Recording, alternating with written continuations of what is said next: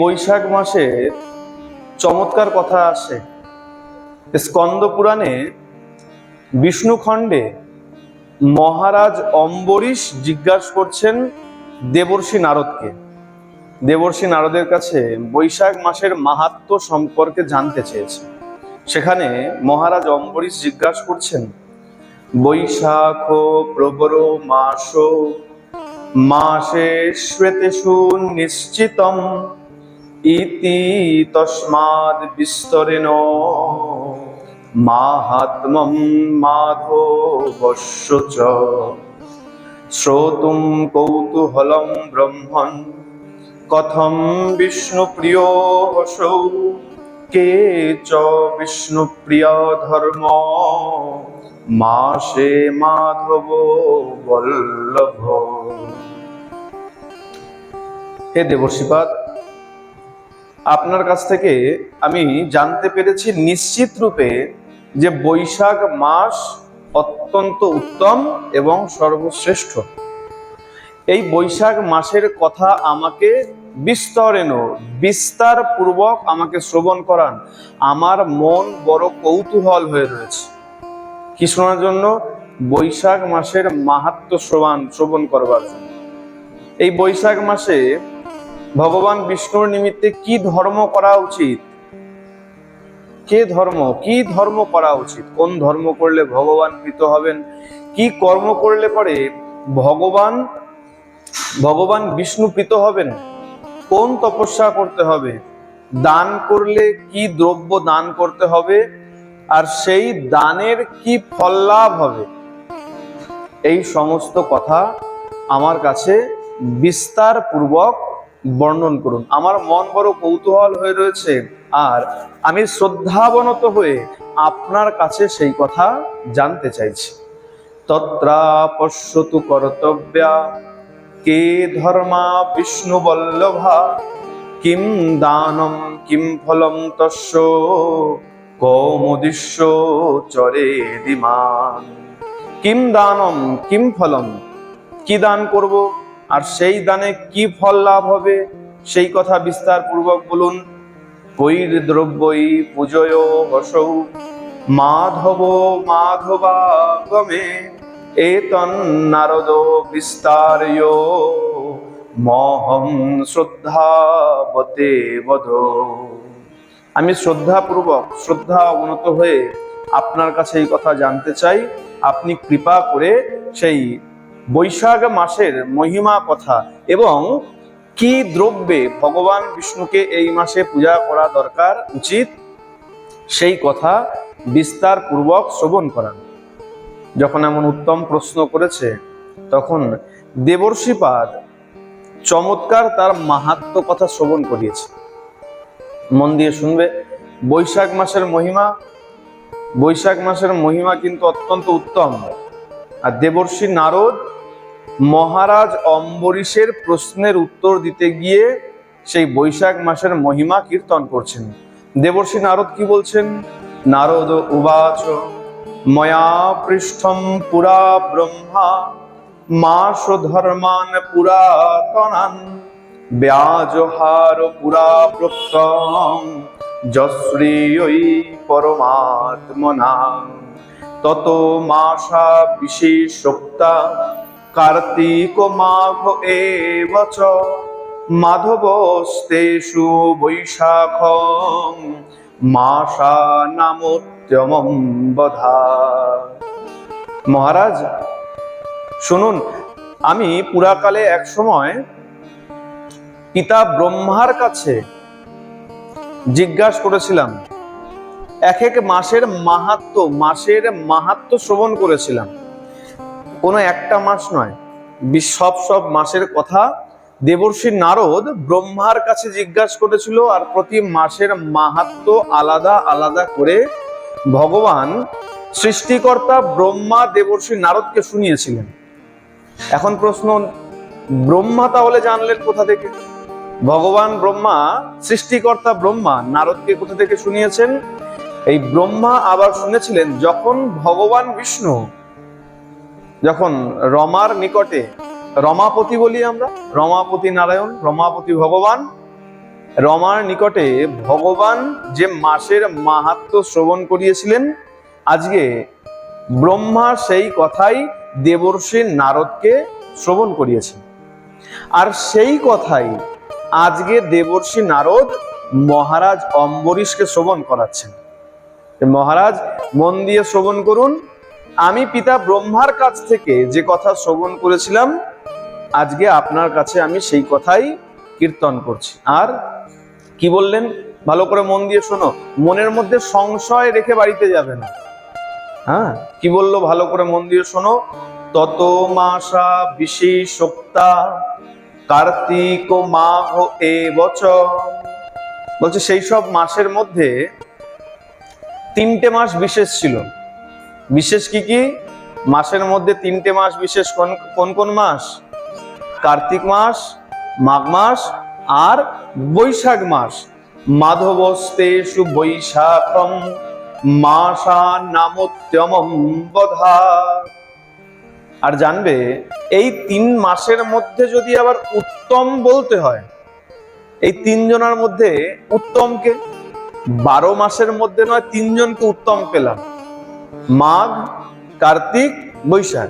এখন যদি বলি 3 জনের মধ্যে উত্তমকে, তাহলে মহারাজ জানবে এই 3 জনের মধ্যে মাসও নামোত্তমম, সেটাকে মাসের মধ্যে উত্তম, সেটা হলো বৈশাখং, বৈশাখ মাস।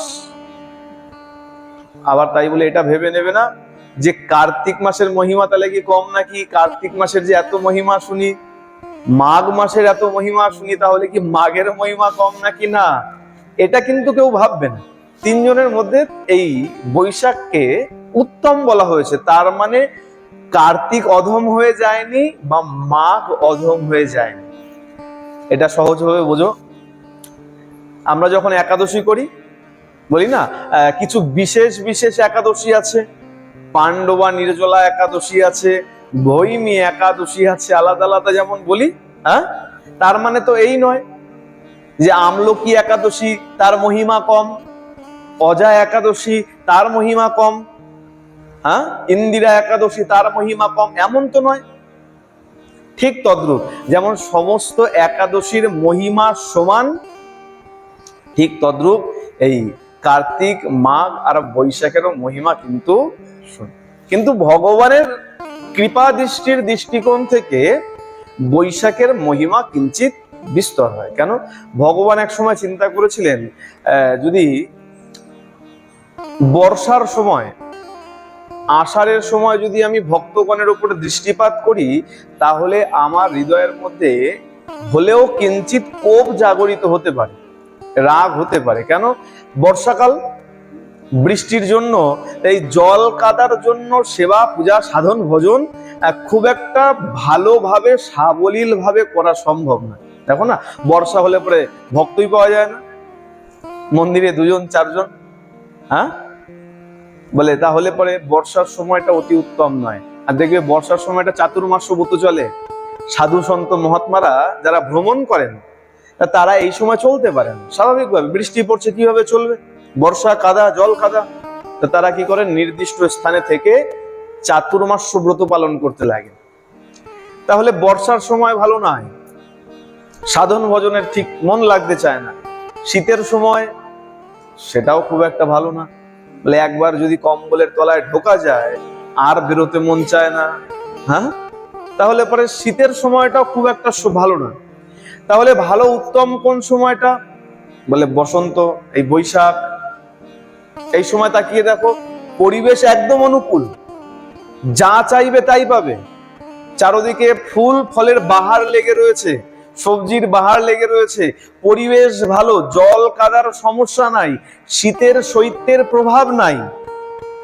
সুতরাং এটা অতি উত্তম মাস। এই কারণে এই মাসকে 3 মাসের মধ্যে কিঞ্চিত বিস্তর মহিমা এর কীর্তন করা হয়েছে। এ কারণে দেবর্ষি নারদ বললেন যে কার্তিক, মাঘ আর বৈশাখের মধ্যে যদি আবার উত্তম বিচার করতে হয়, তাহলে বৈশাখী হলো উত্তম মাস। আর এই মাসে কি করতে হবে?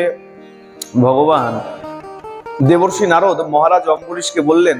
মহারাজ অম্বরীশ জিজ্ঞাসা করলো, এই মাসে কি কর্তব্য?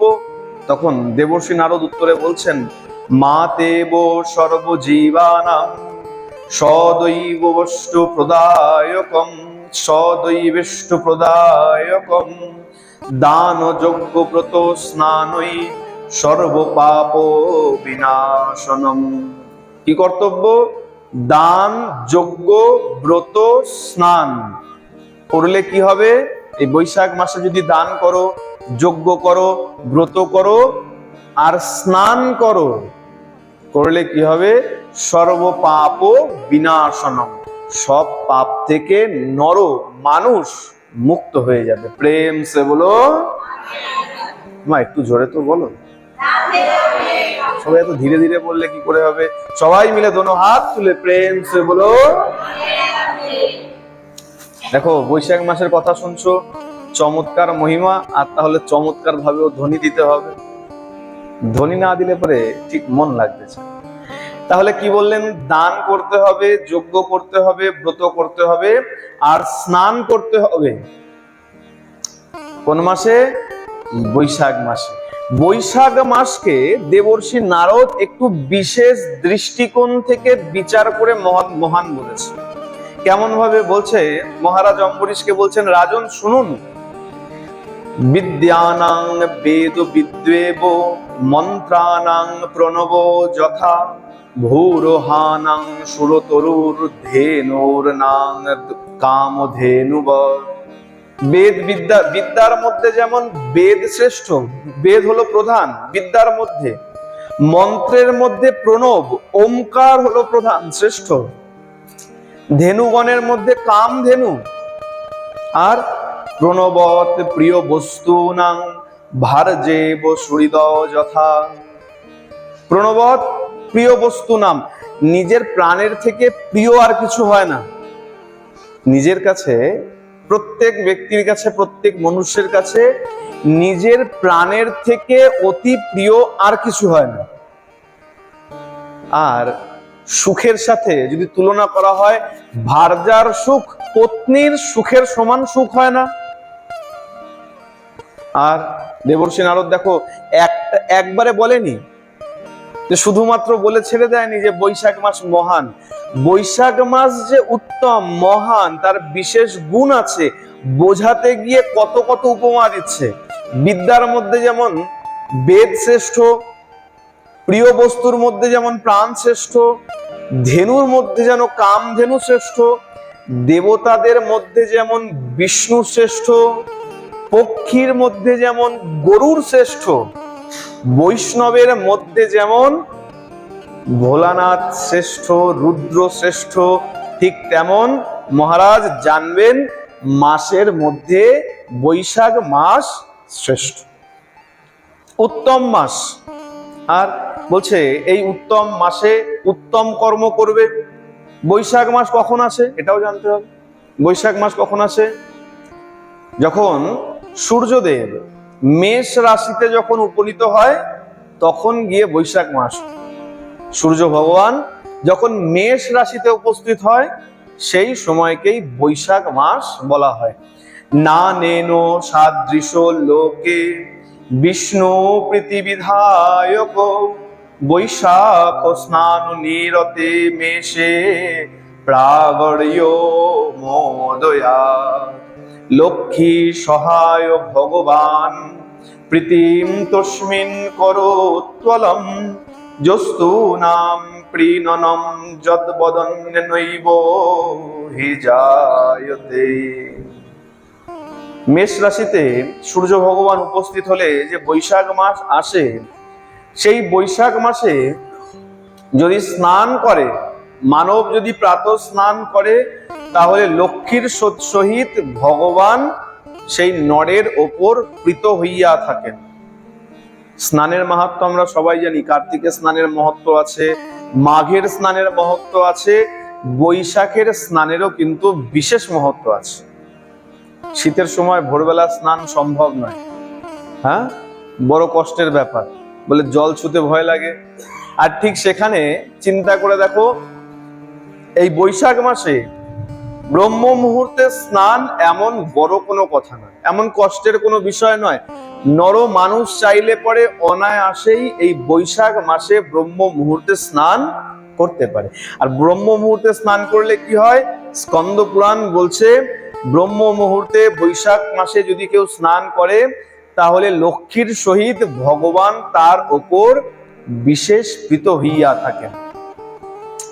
আর বলে দেখো, স্নান করা তো অনেক দূরের কথা, যদি কেউ মনে মনে কটু ব্যক্তি, কটু চিন্তার ব্যক্তি, যে মনের মধ্যে সবসময় বাজে চিন্তন করে, সে যদি মনে মনে সংকল্প করে নেয় তাহলেও তার শত শত যজ্ঞের পুণ্য ফল লাভ হইয়া যায়। চিন্তা করো, স্নান দূরের কথা, কটু চিন্তিত ব্যক্তি সে যদি মনে মনে সংকল্প করে যে না আমি ব্রহ্ম মুহূর্তে স্নান করব, মনে মনে সংকল্প যদি কেউ করে তাহলেও সেই ব্যক্তির শত শত যজ্ঞের ফল লাভ হয়ে যায়। এক। দ্বিতীয় আরেকটা কথা খুব ভালো করে মন দিয়ে শোনো, এই স্নানের এত মহত্ব সেটা খুব সুন্দর করে দেবর্ষি নারদ মহারাজ অম্বরীশকে বলছেন। এই স্নান করলে বা স্নানের চিন্তন করলে বা স্নানের জন্য অগ্রসর হলে পরে তার মহিমা কেমন। স্নানও করনি তুমি, স্নানের জন্য অগ্রসর হয়েছ মাত্র, তাতেও কেমন পুণ্য দেখো। মহাপাপৈরে বিমুক্ত অসৌ বিষ্ণু সায়ুজ্য মাপনয় স্নানার্থং মাসি বৈশাখে পাদম একম চরেদ যদি সোহ অশ্বমেধ জুতানাঞ্চ ফলমাপ্নত সংশয়ম অথবা কটু চিন্তস্তু কুরজাত সংকল্প মাত্রতম। কুটচিন্তস্তু, যে কুটচিন্তা করেন, কুচিন্তা করে, সে যদি মনে মনে সংকল্প নিয়ে নেয় তাহলেও সে সব পাপ থেকে মুক্ত হয়ে যায়, শত শত যজ্ঞের ফল লাভ হয়।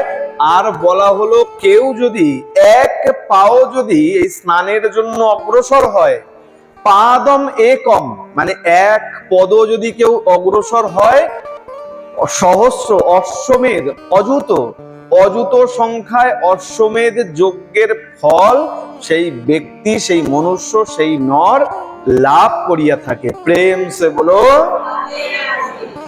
এক পা যদি অগ্রসর হও, স্নান করনি তুমি, তাহলে শাস্ত্র বলছে, আমার মুখের কথা নয়, বেদব্যাস লিখছেন, কলম দিচ্ছেন, দেবর্ষি নারদ এই কথা মহারাজ অম্বরীশকে বলছেন। আর নারদের মুখের কথা কখনো ঝুটা হয় না, মিথ্যা হয়।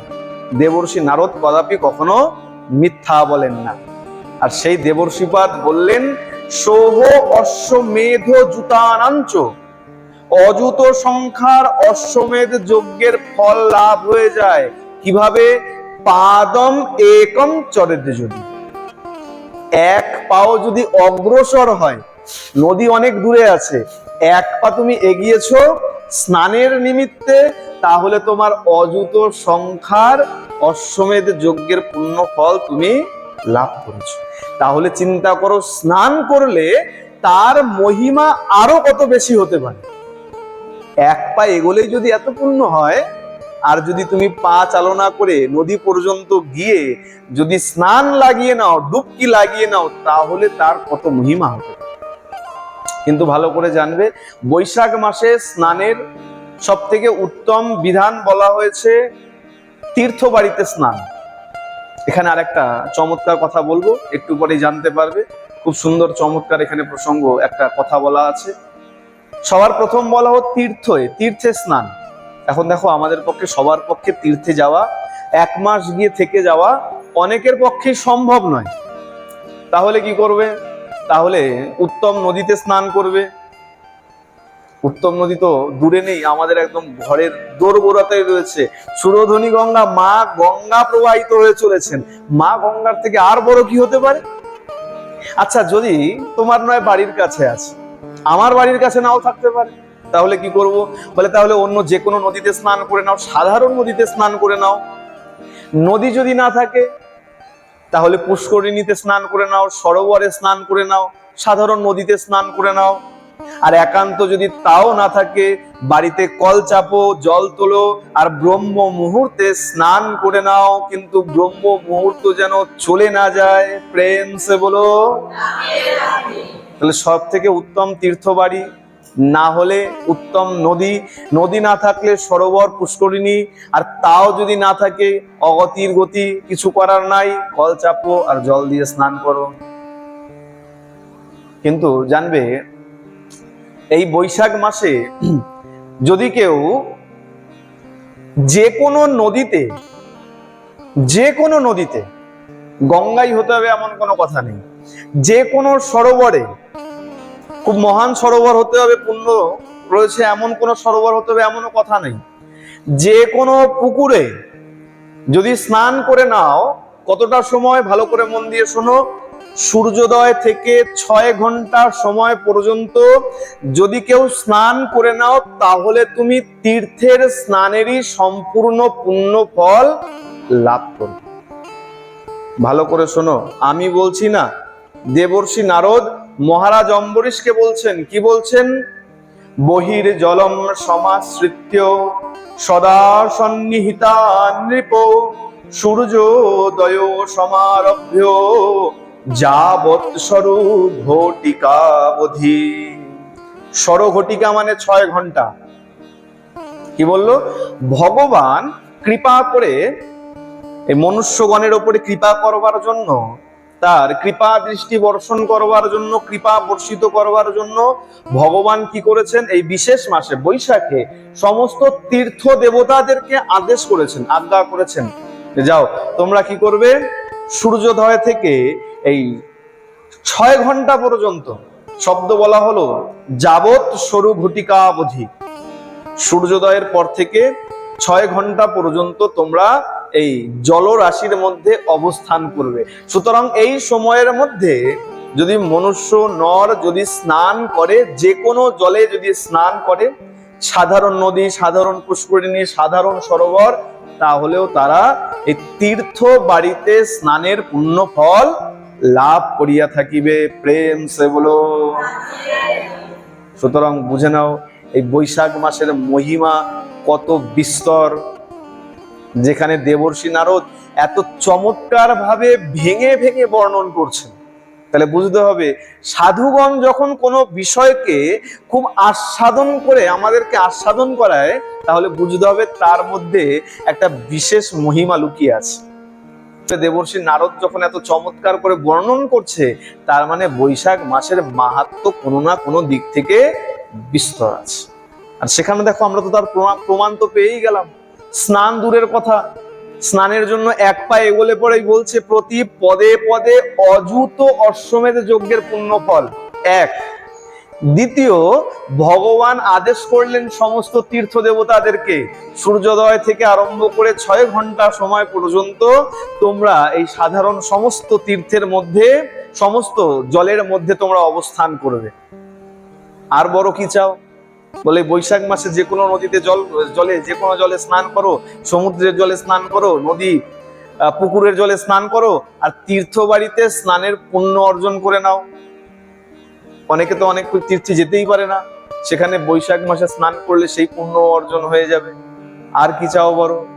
দেবর্ষি নারদ বলছেন, ন মাধব সম মাস ন কৃতেন যুগম সমম ন চ বেদ সমম শাস্ত্রম ন তীর্থম গঙ্গায়ং সমম ন জলেন সমম দানম ন সুখং ভারজয়া সমম ন কৃষেস্তু সমম বৃত্তম ন লাভ জীবিতাৎ পরম ন তপ অনুসনম তুল্যম ন দানাৎ পরমম সুখম ন ধর্মস্তু দয়া তুল্যম ন জ্যোতিষচক্ষুষা সমম।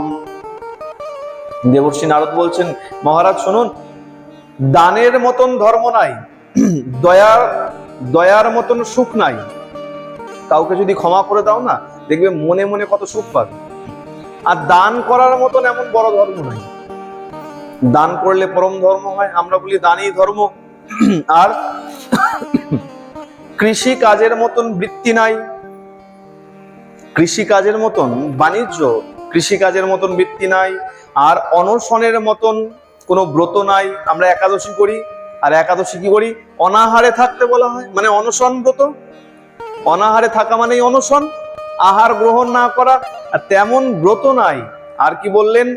আর ন ধর্মস্তু দানম ন জ্যোতিষচক্ষুষা সমম, চোখের মতন জ্যোতি নাই।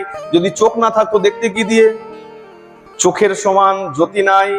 আর ন তৃপ্তি রসনা তুল্যম ন বাণিজ্যম কৃষেন সমম ন ধর্মেন সমম মিত্রম ন সত্যেন সমং যশম। ধর্মের সমান বন্ধু নাই। ধর্মের সমান, দেখো কথাগুলো মন দিয়ে শোনো, দেবশ্রী নারদ এমনি এমনি বলছে না, কত রকম ভাবে বোঝাচ্ছেন। দেখো, ধর্মের সমান বন্ধু নাই। ভালো করে বিচার করো, ধর্ম যদি ছেড়ে দিয়েছো তোমার জীবনে কিচ্ছু নাই। আর যতক্ষণ ধর্মরূপ বন্ধু তোমার সঙ্গে আছে, জীবনে সব শান্তি সব সুখ তোমার আছে। সুতরাং ধর্মের ন্যায় বন্ধু নাই, আর সত্যের ন্যায় যশ নাই। যে সত্য পথে আছে চিরকাল তার যশকীর্তন হয়েছে। ইতিহাসের যত পৃষ্ঠা তুমি দরকার হয় উল্টে নাও, দেখে নাও, তার জীবনে ভালোই কষ্ট ছিল, কিন্তু সত্যের পথে যে ছিল তার চিরকালের জন্য তার যশকীর্তন হয়েছে। ঠিক তেমন না রোগ্যা সমমথ্যানাম ন ত্রাতা কেশবাত পরম ন মাধব সমম লোকে পবিত্রং কবয় বিধু। আরোগ্যের ন্যায় উন্নতি নাই জীবনে। আরোগ্য, রোগ থেকে মুক্তি পাওয়ার ন্যায় এমন উন্নতি আর কিছু নাই। আর কেশব মানে ভগবান বিষ্ণুর ন্যায় এই জগতে আর কেউ ত্রাতা নাই।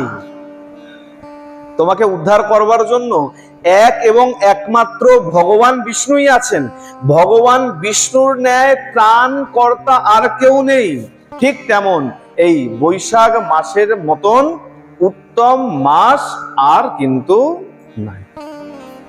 সর্বদানেষু যৎ পুণ্যম সর্বতীর্থেষু যৎ ফলম তৎফলম সমবাপ্নতি মাধবে জলদানত। নিখিল তীর্থে ভ্রমণ করলে পরে, নিখিল দান করলে পরে, তীর্থ ভ্রমণ করলে দান করলে যে পুণ্য হয়, একমাত্র বৈশাখ মাসে জল দান করলে সেই তুল্য ফল লাভ হইয়া। জলদান দু রকমের আছে, ভালো করে শুনবে মন দিয়ে। জলদান একরকম নয়। একটা জলদান আমরা যাকে বুঝি বৃন্দা মহারানীতে জলদান, বুঝি না? জল দিচ্ছ তো সবাই? বৈশাখ মাসে বৃন্দা মহারানীকে ঝরা দিতে হয়, জলদান করতে হয়, আরো দুজনকে দিতে হয়। একে তার মধ্যে এক হলেন শালগ্রাম শিলা, ভগবান বিষ্ণু ভগবান নারায়ণ, আর দ্বিতীয় হলেন আমার দেবাদিদেব মহাদেব। মহাদেবের শিবলিঙ্গের ওপরেও ঝরা দিতে হয়, শালগ্রাম শিলার ওপরেও ঝরা দিতে হয় বৈশাখ মাসে। এটা গেল এক রকমের জলদান। এটা বৃন্দা মহারানীতে জলদান বা শালগ্রাম শিলায় জলদান বা শিবলিঙ্গে জলদান। আর একটা জলদান কি? আর একটা জলদান হচ্ছে শান্ত পথিককে জলদান, পশু পক্ষীকে জলদান।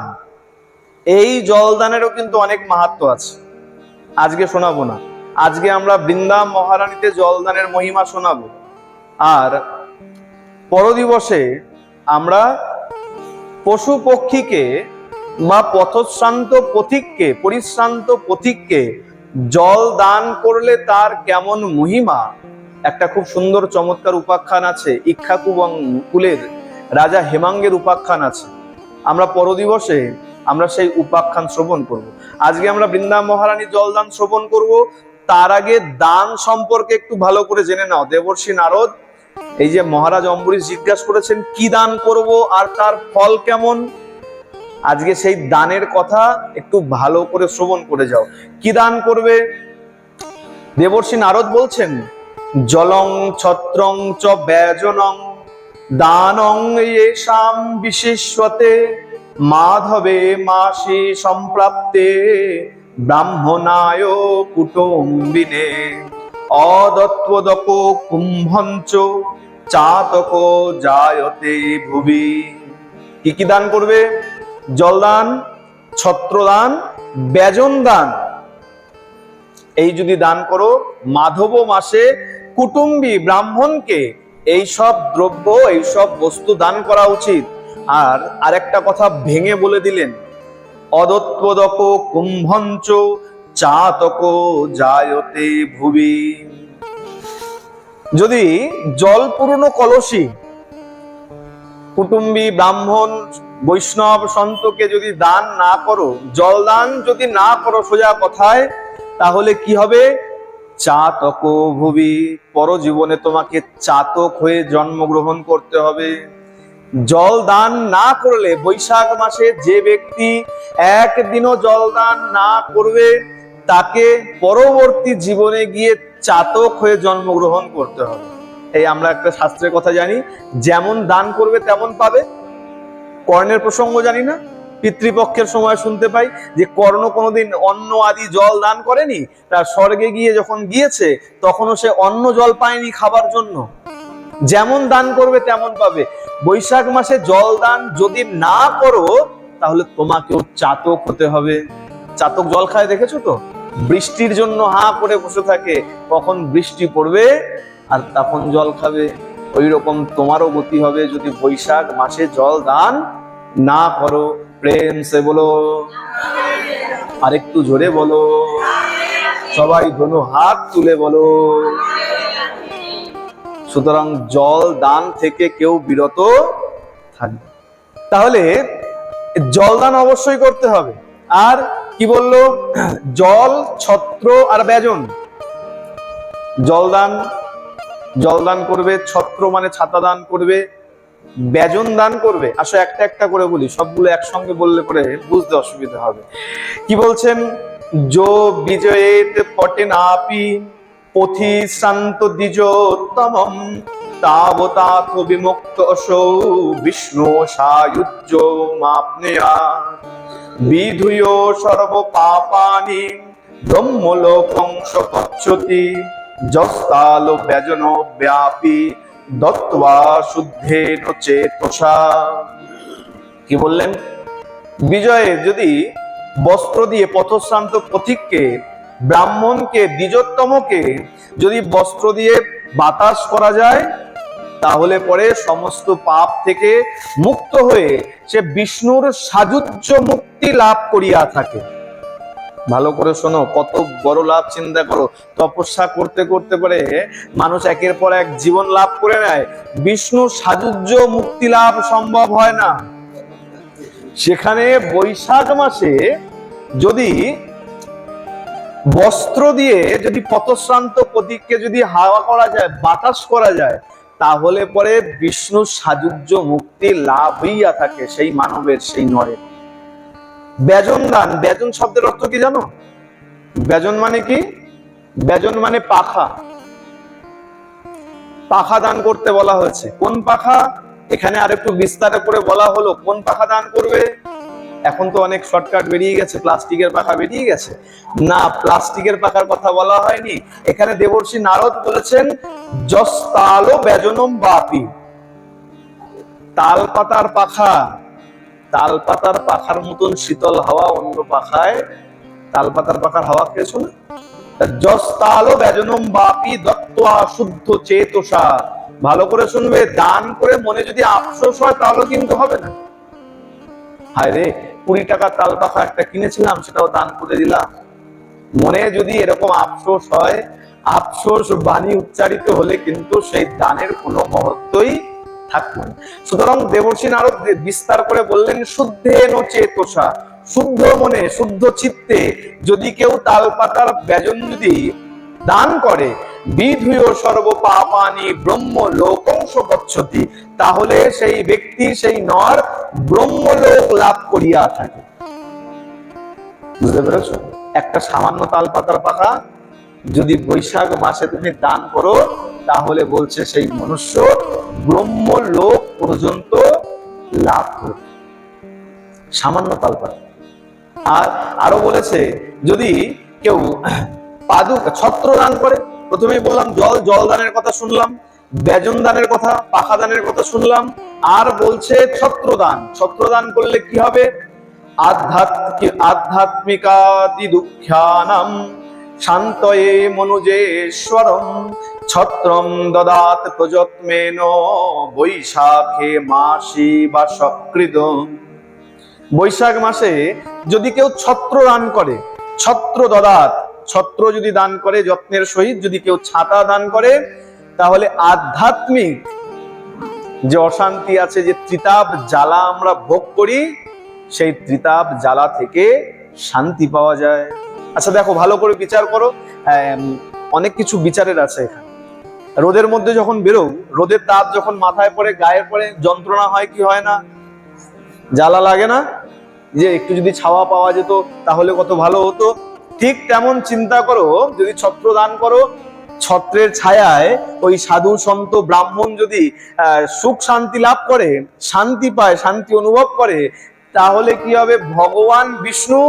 ভগবান বিষ্ণু রূপী ছত্র ছায়াও তুমি লাভ করবে। সেই ছত্র ছায়ায় এই সূর্যের কিরণের মতন ত্রিবিধ পাপ, ত্রিবিধ জ্বালাতে যে আমরা ভোগ করছি, সেই জ্বালা থেকে সাক্ষাৎ ভগবান আমাদেরকে শান্তি প্রদান করেন। বলিয়ে ভক্ত বৎসল ভগবান কি প্রেম সে বলো।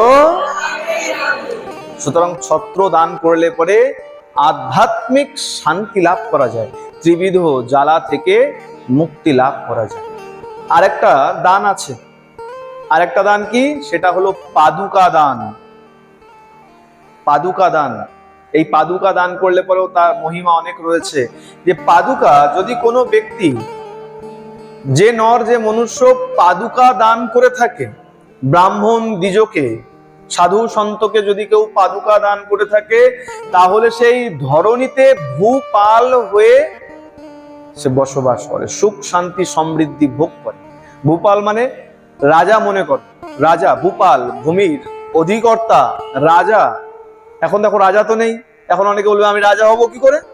রাজা যদিও না হও, রাজার তুল্য সেই সুখ ভোগ তুমি করতে পারবে। কি করলে? যদি পাদুকা দান করা হয়। পাদুকা মানে সবাই বুঝতে পারছো, চপ্পল জুতো যদি দান করা হয়, তাহলে মানুষ রাজ সুখ ভোগ করিয়া থাকে। সুতরাং এই সব দান করা অতি কর্তব্য, বিশেষ কর্তব্য। আর দান করবে দান পাত্র বিচার করে, পাত্র অপাত্র বিচার করে দান করা উচিত। যেমন যদি বানরের গলায় একটা মুক্তার মালা পরিয়ে দাও, বানর যেমন সেটাকে ছিঁড়ে টুকরো টুকরো করে ফেলবে, তার কাছে কোনো মূল্য নাই, তেমন অপাত্রে দান কখনো করতে নাই। যাই দান করবে অবশ্যই সব জিনিস সবাইকে দান করতে নাই। দেখো একটু ভাঙিয়ে বলি, তাহলে বুঝতে সুবিধা হবে।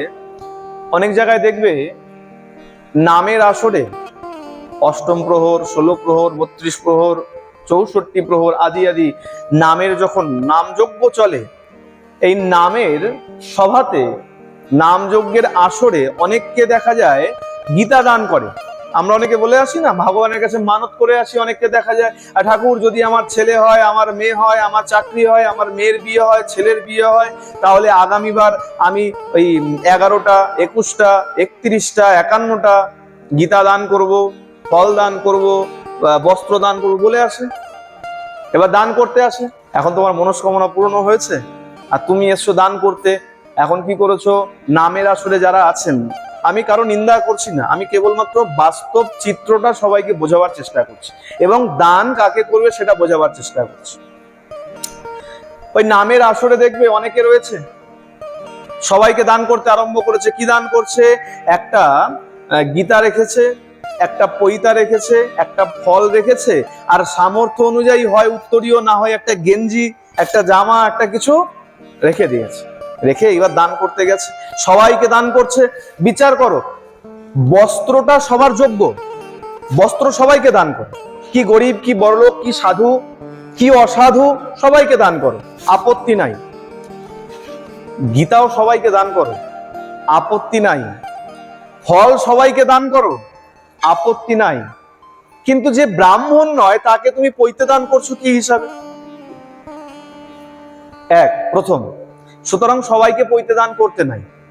যে অব্রাহ্মণ, যার উপনয়ন সংস্কার হয়নি, তার পৈতা দিয়ে কি কর্ম? দ্বিতীয়, এইবার যেটা বলছি সেটা হলো আরো সাংঘাতিক, যাকে তাকে গীতাও দান করতে নাই। এই বানরকে যেমন মুক্তার মালা পরালে দাম বোঝে না, যাকে তাকে হাতে একটা গীতা দিয়ে দিলাম, দান করে দিলাম, আর সবাই যে তার মূল্য বুঝবে এটা নয়। কারণ ভালো করে শোনো, গীতার মূল্য কোনোদিন 5 টাকা হয় না, গীতার মূল্য কোনোদিন 10 টাকা হয় না, গীতার মূল্য কোনোদিন 100 টাকা, 1000 টাকা, 10,000 টাকা হয় না। গীতার মূল্যায়ন কখনো অর্থ মূল্যে করা যায় না। কিন্তু ওই যে তুমি নামের দলে গিয়ে যখন দান করেছো না, তখন কি করেছে, যার কাছে মূল্যায়ন বোধ কম সে কি করেছে, তাড়াতাড়ি করে ওই গীতাটাকে, দেখো আমার অভিজ্ঞতা রয়েছে, আমি দেখেছি বলে বলছি, না হলে ব্যাসপীঠ থেকে এত বড় কথা বলতাম না সবাইকে। কি করেছে, আমার দেখা এক জায়গায় না অনেক জায়গায় দেখা, ওই গীতাটা, পৈতেটা, ফলটা তাড়াতাড়ি করে নিচে রেখে দিয়েছে। কোথায় রাখলো, যেখানে সবাই হেঁটে চলে বেড়াচ্ছে, রেখে দিল। রেখে দিয়ে কি করছে, তাড়াতাড়ি করে গেঞ্জিটা পরছে, কি উত্তরীয়টা তাড়াতাড়ি করে সুন্দর করে গায়ে এটা নিচ্ছে। একবার বিচার করলো না, ওই যে গীতাটা আমি রাখলাম, ভালোই ফলটা রাখো, গীতাটা যে আমি রাখলাম কোথায় রাখলাম, যেখানে সবাই হাঁটাচলা করছে, আর সেখানে ভগবান মুখনিসৃত সেই বাণী, সেই মহামূল্যবান গীতা, তাকে আজকে আমি কি মূল্যায়ন করলাম, কোথায় রাখলাম, যাকে পূজা করা উচিত, ফুল চন্দন তুলসী পাতা দেওয়া উচিত, আর তাকে কিনা আমি ওই যেখানে সবাই হাঁটাচলা করছে সেই ধুলোর উপরে আমি রেখে দিলাম। এখানে বিচার করা উচিত সেই দাতাকে, যে দান করছে তাকে দান করছে। উত্তম ব্রাহ্মণ, বৈষ্ণব, সাধু দেখলে তবেই দান করো, দান করো না, অন্ন দান করো, সবাইকে দান করো, কোনো আপত্তি নাই। আহার্য দ্রব্য সবাইকে দান করো, বস্ত্র একটার জায়গায় 5টা দান করো, কোনো আপত্তি নাই। কিন্তু গীতা, ধর্মগ্রন্থ, যাকে তাকে দান করা উচিত নয়। অপাত্রে কখনো দান করবে না। একটা জ্বলন্ত অঙ্গার, জ্বলন্ত কয়লা যদি একটা প্লাস্টিকের পাত্রের মধ্যে, বাটির মধ্যে ধরো, রাখতে পারবে না, কি হবে, গলে বেরিয়ে চলে যাবে। কিন্তু সেই জ্বলন্ত অঙ্গারটা, জ্বলন্ত কয়লাটা যদি একটা লোহার যদি বাটির মধ্যে ধরো, থাকবে, কিছু হবে না। সুতরাং পাত্র অপাত্র বিচার করে তারপরে দান করতে।